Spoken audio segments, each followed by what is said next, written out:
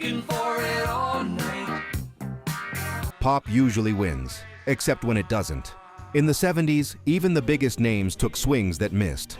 Label pressure, image pivots, disco detours, concept albums nobody asked for. Tonight we're counting down the top 15 1970s pop misfires. You forgot. Fact-checked, one pick per artist, no repeats.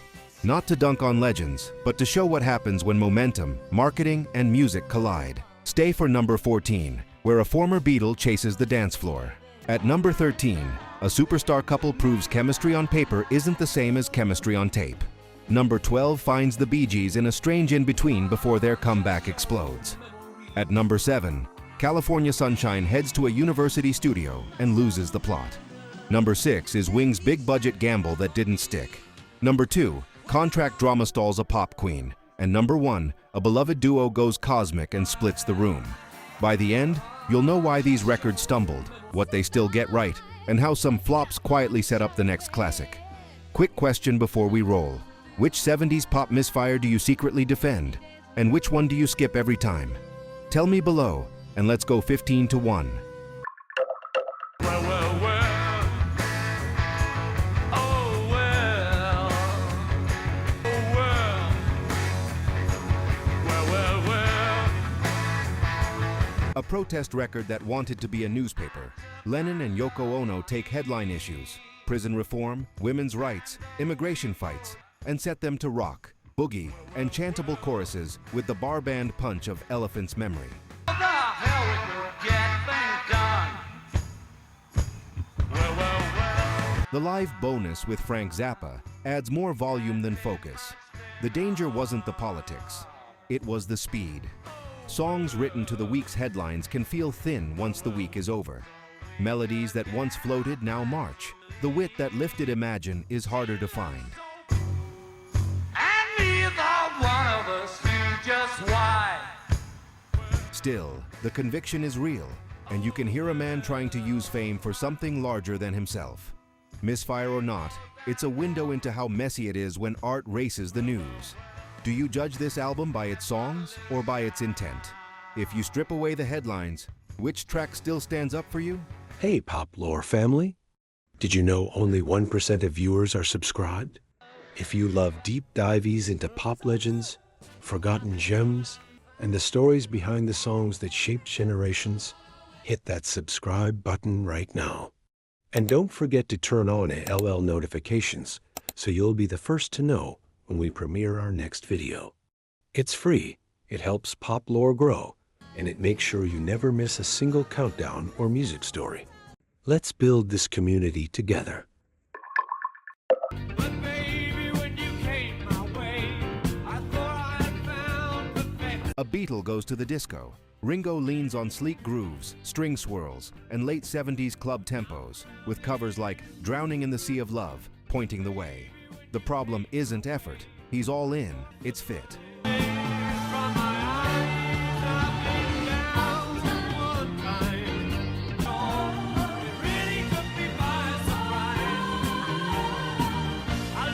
Ringo's laid-back charm works beautifully on rootsy rock and friendly pop. Under mirror ball lighting, the smile feels stranded. Hooks are tidy but light. Production is pro but faceless. The album stumbled on the charts and cooled his solo momentum.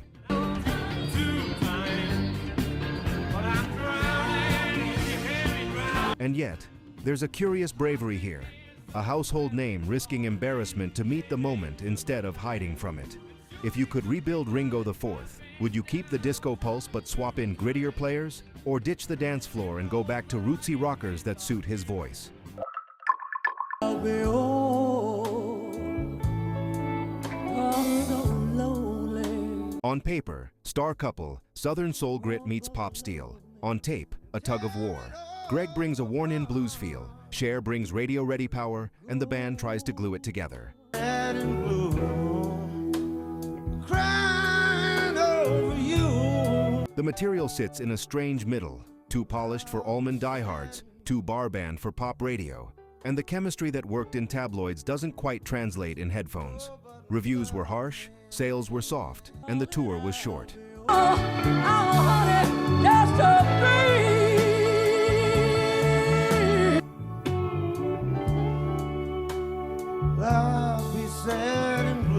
Still, listen closely, and you'll hear a few sparks. When the arrangements lean into muscle rather than gloss, there's a flicker of the record this could have been. If you had to pick the one song that almost makes the concept work, which cut is it? And what would you change to push it over the line?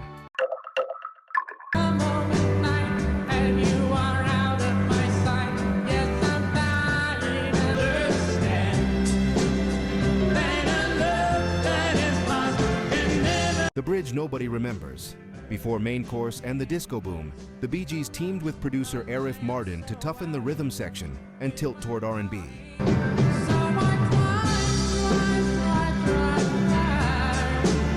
You can hear the future in the drum feel, bass movement, and layered vocals, but the songs are transitional, the singles modest, and the identity not yet locked. To fans of their earlier orchestral ballads, it felt like drift. To later dance floor converts, it sounded like a warm-up lap. In hindsight, Mr. Natural is the rehearsal where they found the switches they'd soon flip to stadium size.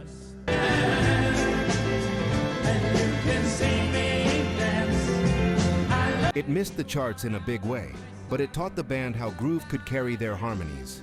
Be honest, do you skip it to get to Main Course, or do you hear this as the missing link that makes the later hits make sense?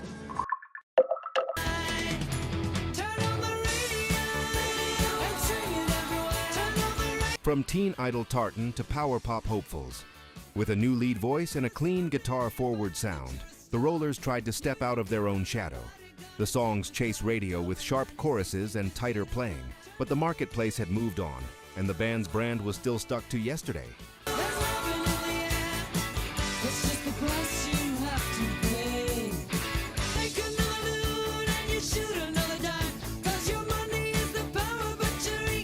The album barely made a dent in the UK or US, and the singles sank without a ripple. Listen today, and you'll hear a different band trying to grow up. Fewer chants, more craft, a hint of new wave polish.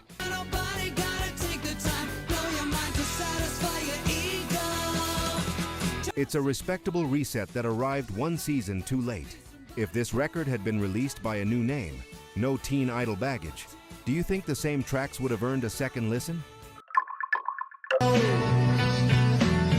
Which road should I follow? A family pop machine took a sharp left into theology.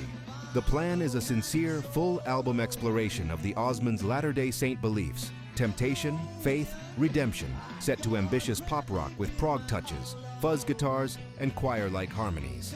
On paper, it's brave. On the turntable, it split the audience.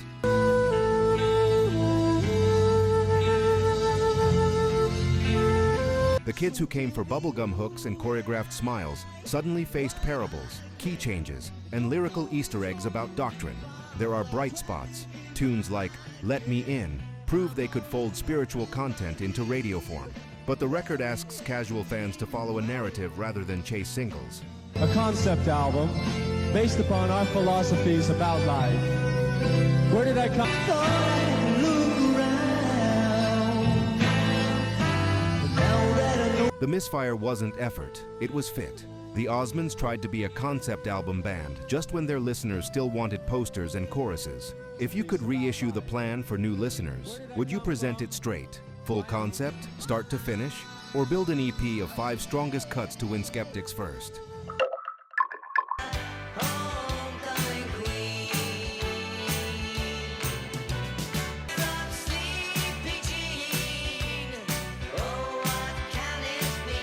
By 1970, the TV show was gone. Mike Nesmith had one boot out the door, then both, and Peter Tork was already history. Changes is essentially a Jeff Barry-steered project fronted by Mickey Dolenz and Davy Jones. A polished set of bubblegum and late-era sunshine pop that rarely sounds like a band in a room. Know how happy I can be. As craft, it's tidy. As identity, it's thin. The Monkees once turned manufactured origins into real chemistry. Here, the songs feel flown in, the spark outsourced. It's the sound of a brand trying to keep moving after the engine fell out.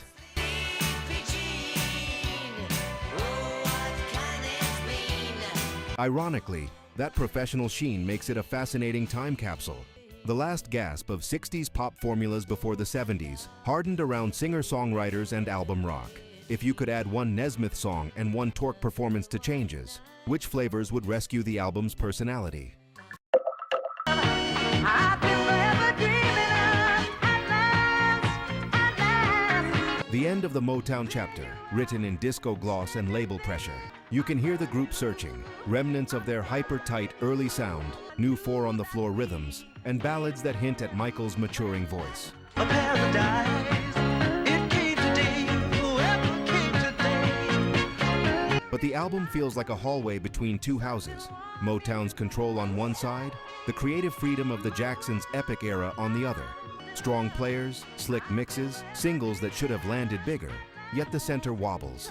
In a year stuffed with sharper disco and deeper soul, Moving Violation struggled to tell radio who the Jackson 5 still were.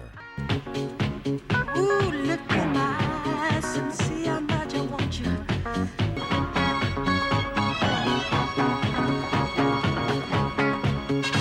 Months later, the name change and a fresh production brain trust would unlock the next act. Which lane works best here? The sleek dance cuts or the slow burn ballads? And how would you sequence the album to make that choice feel intentional? This video is sponsored by the Lore Store on Amazon, your one-stop shop for music lovers across reggae, rock, pop, and hip-hop. We built it for real listeners who don't want to dig through 1,000 listings to find the right gear. Inside the Lore Store, you'll find 5 aisles. VIP, top, battle-tested essentials. Headphones, turntables, speakers, gig-safe earplugs, smart speakers. Reggae vibe, roots and lovers. Rock made easy, automatic decks, warm bookshelf speakers, vinyl care. Rock lore, classic rock must-haves, open back cans, simple amps, living room concert vibes. Pop lore, feel-good everyday setups, clean, clear speakers, easy streaming, nostalgia-friendly picks. Hip-hop must-haves, punchy bass without the muddle, closed-back headphones and living room systems that handle low-end. Plus a rotating crate of old album vinyl if you're rebuilding a 60s-90s collection. Every product page tells you who it's for, 3 pros, 1 con, and why we picked it. So you can choose with confidence. Flying soon? Check. VIP for noise canceling that tames plane roar. Mostly listening at home? Try open back headphones that let live albums breathe. Want instant gratification vinyl? Our fully automatic turntable is 1 button from silence to music. And the record cleaning kit knocks down crackle so the bass tightens up. Headed to shows? Grab high-fidelity earplugs. Hands-free at home? Our smart speaker picks let you say, play 70s reggae or classic pop, and you're there. Deal alert. If you use the link in the description, you'll land on our curated picks with current best available Amazon pricing and active discounts where applicable. Prices change, so buy now to lock in today's deal. Tap the link in the description, pick your aisle, grab a favorite, and tell me which category you want me to build next. The Lore Store. Listen better, with gear that gets out of the way and lets the music live. The music started playing. The music. I offered to take her home, but she was with someone. Recorded in Iowa at Maharishi International University, the record wears its backstory on its sleeve. Internal politics, shifting leadership, and a band trying to bottle endless summer long after the sun moved. There are moments of craft, stacked harmonies still turn corners beautifully, and a couple of tunes flirt with late 70s adult contemporary ease, but the mood is scattered. She's got rhythm. She's got something I need. Problem songs and uneasy lyric choices sit beside lightweight romps. A Buddy Holly cover nods to roots while the sequencing struggles to find a pulse. Fans who lived through Pet Sounds and the Sun-Kissed singles heard this as a postcard from someplace strangely air-conditioned. She's got rhythm. The misfire isn't talent, it's purpose. You can feel a great group working at cross purposes about what a Beach Boys album should be in 1978. If you could keep 3 tracks from MIU for a leaner, stronger LP, which would you save? And what single would you lead with to change the narrative?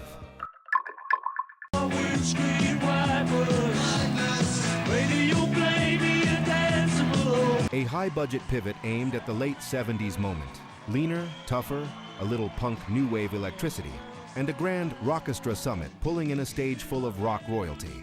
On paper, irresistible. In headphones, uneven. Getting Closer and Old Siam Sir punch hard. Arrow Through Me floats with slinky neo-soul charm. The Rockestra concept delivers scale, if not always songs. My salamander. Don't try to I'm getting closer. What undercut the impact wasn't a lack of ideas. It was too many competing ones, spread across a sequence that won't sit still.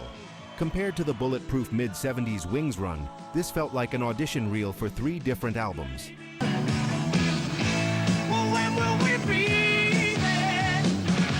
Still, listen with fresh ears, and you'll hear a writer refusing autopilot, testing edges just before the 80s redefined his field again. If you were Macca's sequencing partner, would you build a tight guitar-forward 10-track rocker, or keep the eclectic mix but split it into distinct sides with their own moods?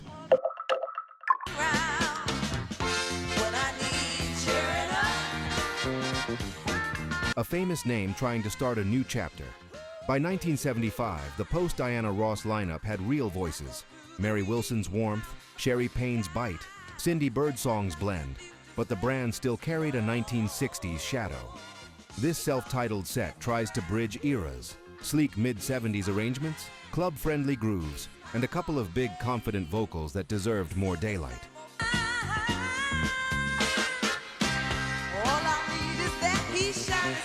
The single, He's My Man, lit up dance floors, yet the album didn't turn that spark into a wider fire. You can hear the crossroads problem. Radio wanted crystal clear disco or soft soul. The group offered sophisticated pop soul that didn't neatly fit either lane. It isn't a failure of talent, it's a failure of timing and framing. He's the only man who can make me feel that his love is honest. Whatever my friends say, he's no good. Listen now and the craft stands out. Tight charts, disciplined rhythm sections, and harmonies that still turn on a dime. If you reintroduced this album today, would you sell it as grown woman disco soul or as elegant pop? And which 2 songs would you push as the proof?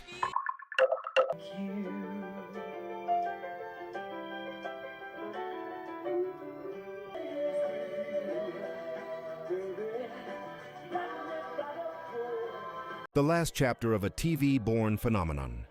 By 73, the show's glow was fading, teen idol energy was cooling, and the singles weren't sticking to radio like before. Bulletin Board tries to steady the ship with polished LA pop, Session Ace playing, and David Cassidy's increasingly confident lead vocals. Knew the words, but you had to hear the tune again. But the marketplace had moved. Album rock and singer-songwriters were taking over, and a scripted family band, no matter how well produced, felt like yesterday's story. As a set of songs, it's tidy and tuneful. As a cultural object, it's a time capsule that couldn't outrun its own premise.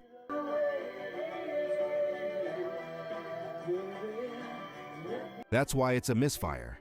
Not because the music collapses, but because the context does. Still, you can hear flashes of the record they hoped people would meet on its own terms. Bright hooks, bittersweet choruses, sunshine with a melancholy tint. If Bulletin Board had dropped under a new band name with the same tracks, do you think critics would have judged it more kindly?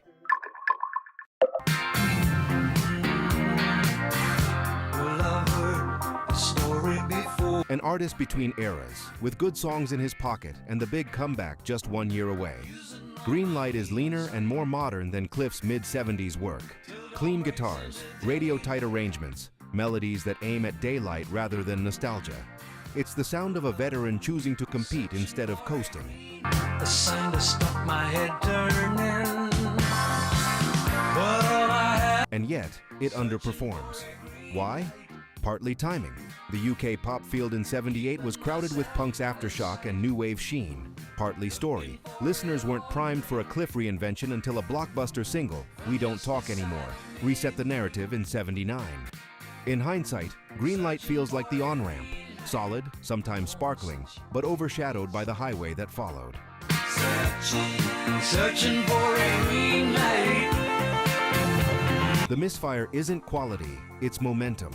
Which track from Greenlight would you place on a Convince a New Fan playlist? And what 2-line pitch would you give before you hit play?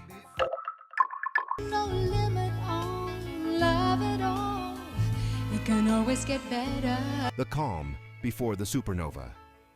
Legal and label tension sapped the push behind this album, and you can hear a gifted singer parked between lanes. Country pop softness on one side, adult contemporary gloss on the other, with no single to slam the door open. So come on and show it. Let's keep it alive. Olivia's voice is present and pure. Clear vowels, easy glide, no wasted air. But the campaign around her wasn't. Months later, Grease would change everything. In that light, making a good thing better reads like a stranded postcard from a career about to explode.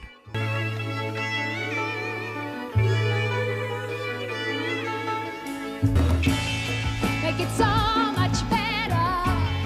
Make it better, better. As a listening experience, it's tasteful and tuneful. As a pop move, it missed the moment. That's the lesson here. Even a strong artist needs alignment. Song, story, support. If you were producing a 4-song rescue EP from this album to reissue today, which cuts would you choose? And would you keep the soft focus or dial in a warmer live band feel? Hey, Pop Lore family.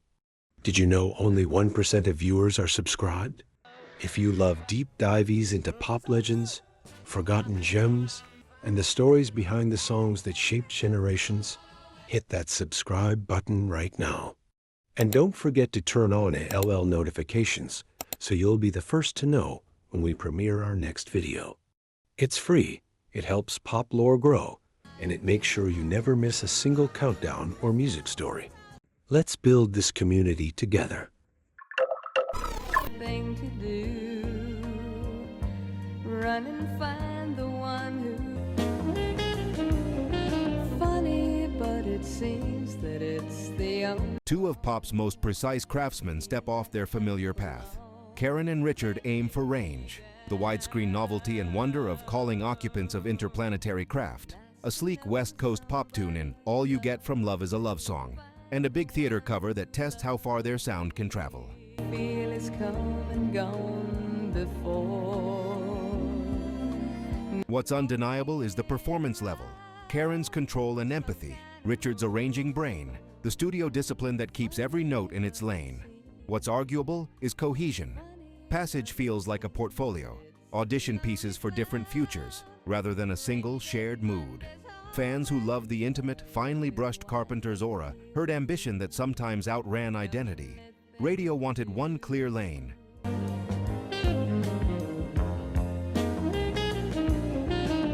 As a result, the album split the room. Decades later, the best moments shine. The experiment remains brave. If you could rebuild Passage around one mood, space-age wonder, sleek radio pop, or grand balladry, which would you choose? And what running order would make Karen's voice hit hardest? The journey doesn't end here, pop lovers. Watch this next.